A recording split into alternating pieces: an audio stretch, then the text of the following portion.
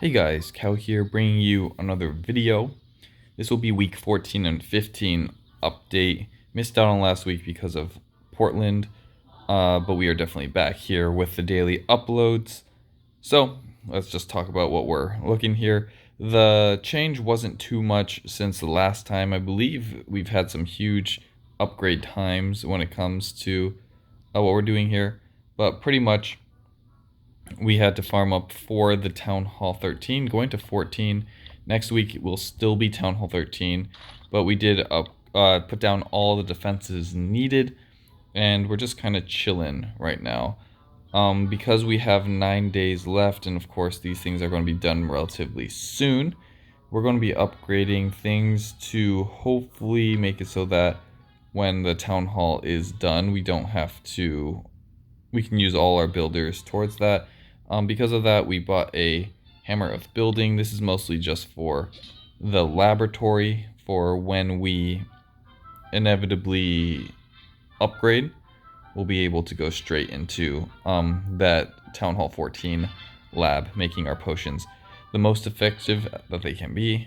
It looks like we don't get any new camp levels until 15, so we don't have to worry about that. Pretty much 14 is just this and a few other things, but very little in the elixir upgrade department when we go from 13 to 14.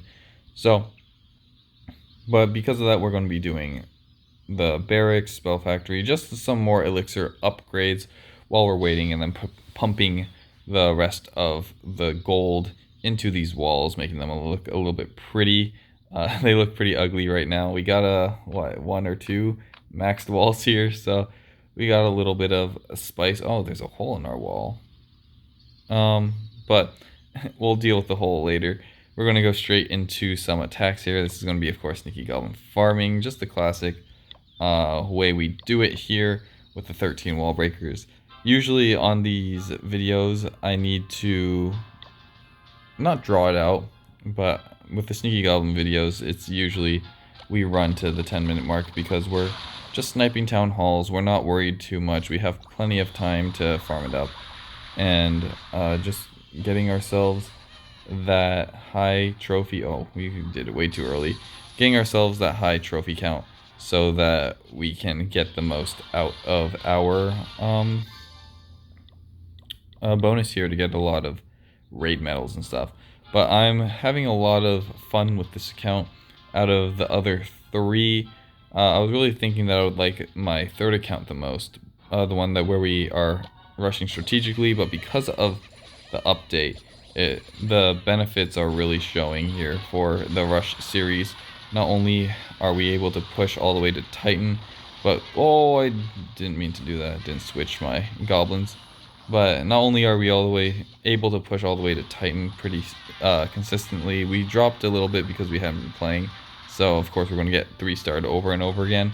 But we got a lot of gems. We got a lot of, and because of gems, we were able to really get all those builders quickly, and get a lot of supplies that, like, not supplies, but we're able to use those gems more aggressively than if we were just playing the game normally. The other accounts we were like stuck at 500 gems or something, but here we're in the 3Ks. Don't have much to really do with it, but it's good to have that safety blanket when it comes to playing the game. Of course, being able to just spend some gems if needed is always great. We upgraded the wall wrecker here, and the wall wrecker is mostly here to tank for wall breakers, because once they get tanked for, it means that we can go deeper into the base like this. Ooh, are we going to make it? Yeah. And those wall breaks would usually not be available to us just because of the need of a invisibility spell that we most times don't really want to use. So the wall wrecker making it so that we essentially save a invisibility spell has come in clutch a lot, and I cannot understate the value that has kind of brought to us. So because of that, we have been upgrading our workshop here to make it so that we can have as many as possible. We currently have 4, and being able to use it in every raid would be nice, so that's why we're pushing it to that good 6 mark. But it isn't necessary in every raid, so we're making it work with 4, but definitely when we were using 2, it felt like very little was going on, or we had very little impact. Or it just like, it felt like we needed a lot more than 2 times, so really only being able to use 2 of them kind of made it seem like we were not using them in spaces that we could use them, to save them up for when we really need them, and then we just never use them, and we'll just use invisibility spells instead. So having an abundance of it makes it so that we are more likely to use those resources to help us out and push even farther than we would otherwise. We dropped a bit of trophies, as you've noticed. We aren't in Titan, and I did mention that too, defenses and all that, but there was when we were trying to get the town hall down, because we hadn't attacked for such a long time, we were really low on the resources, and we just really needed to get a lot. So because we were so high up, we were fine with dropping a few trophies, which is one of the big advantages of being up here. If you really need the loot, you can always push back up, but so you can just like snipe off some storages, because they're always on the outside like this. And then once you snipe off some storages, you can, of course, are we going to make it? You can get that loot, the really easy loot that a lot of YouTubers will tell you to do. They'll say, look at all this loot I got in crystal, and then they drop all the way down to like gold or something. Definitely pushing up here makes it so that you can do that when you really need it. But just through pushing, usually you have enough loot that it doesn't really matter. Oh, why did my goblin run all the way over there? That's weird. But yeah, we were able to quickly farm up like what, the 15 mil that was needed, and we only dropped down to, what is it, champions or masters, the whatever one we were in.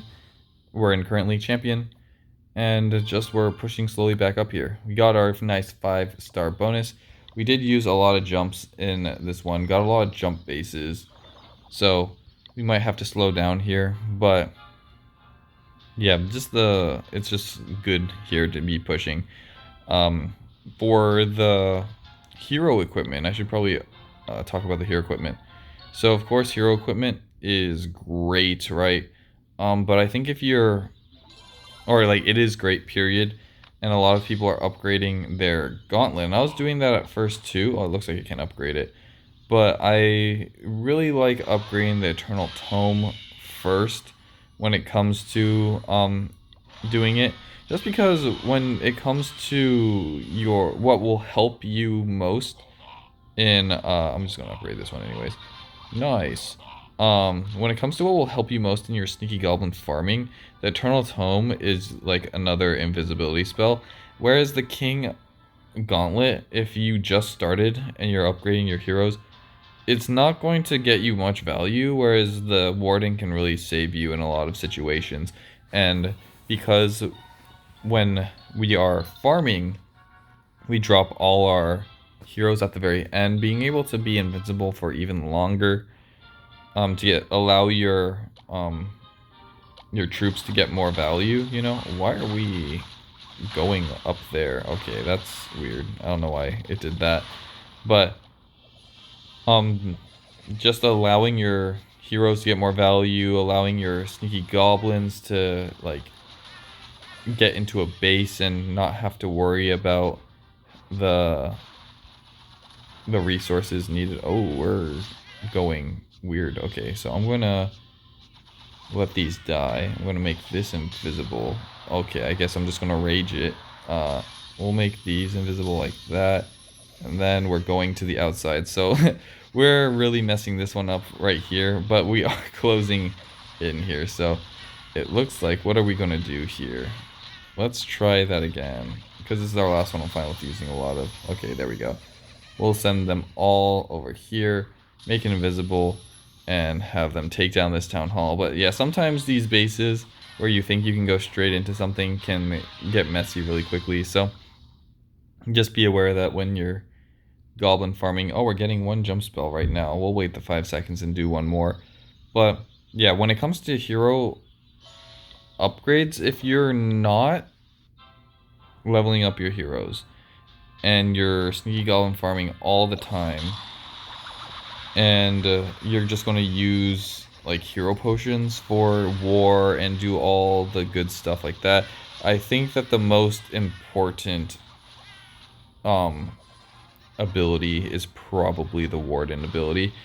Just because the at the very worst, let's say everything is level 1 and you can only choose and max out one ability, the heroes will get the damage through the levels that they need to like destroy base. So you might as well have that warden there to allow them to be untouched for longer, getting more damage from their ability themselves. The queen ability is very good, but it will save you regardless, I'm pretty sure. Probably level 1 upgrade here doesn't heal that much. Let's see. Extra damage. Oh, it doesn't even heal on activation. It doesn't say. But the queen, no matter what level, is going to save itself.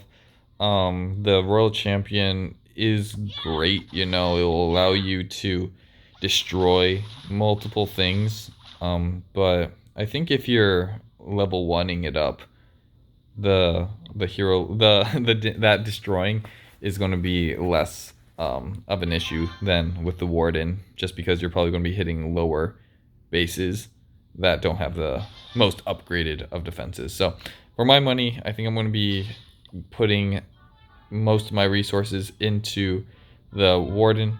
I'm only going to be upgrading the gauntlet when I have enough starry ore. If I have enough starry ore, I might as well do it. Just because of how hard it is to get that, and might as well just pump it in there.